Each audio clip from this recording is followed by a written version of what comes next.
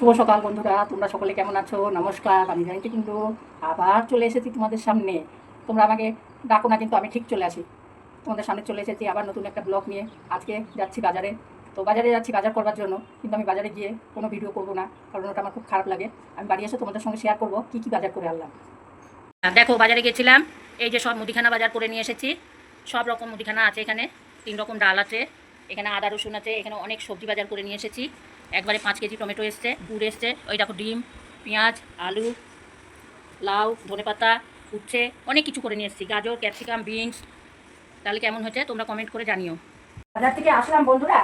বাজার থেকে এসে তোমরা তো জানো, বাজার থেকে আসার পর বাজার ঢালার পর সেগুলো গুছাতে, তারপরে আবার ঘর দোর নোংরা হয়ে যায় সব, আবার সেগুলো পরিষ্কার করো।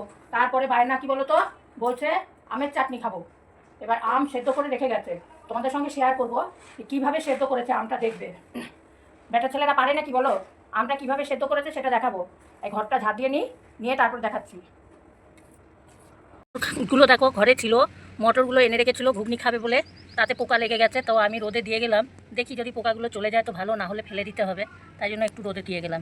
আচ্ছা, এবার তোমরাই বলো, এইগুলো কি চাটনি খাওয়ার আম হয়েছে? দেখো তো, এইভাবে কি আম কাটে? একটু বলবে তো আমাকে।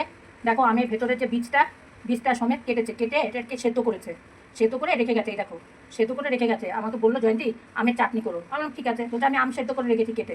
আমি ভালো কথা, বাজার থেকে আসলাম, এসে এত কাজ আর করতে পারছি না। আমি বললাম আমি পারবো না, তো বলে আমি আম সেদ্ধ করে খেয়ে যাচ্ছি।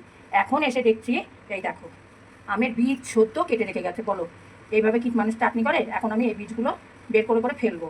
তো বন্ধুরা, চাটনিটা আমি করে ফেললাম, সর্ষে ফোড়ন দিয়েছি, আর কি দিইনি কিছু, তার কারণ এখনকার সেই হাইব্রিড আম বেশি কিছু দিলে খেতে ভালো লাগবে না, তাই জন্য বেশি করে রাখলাম।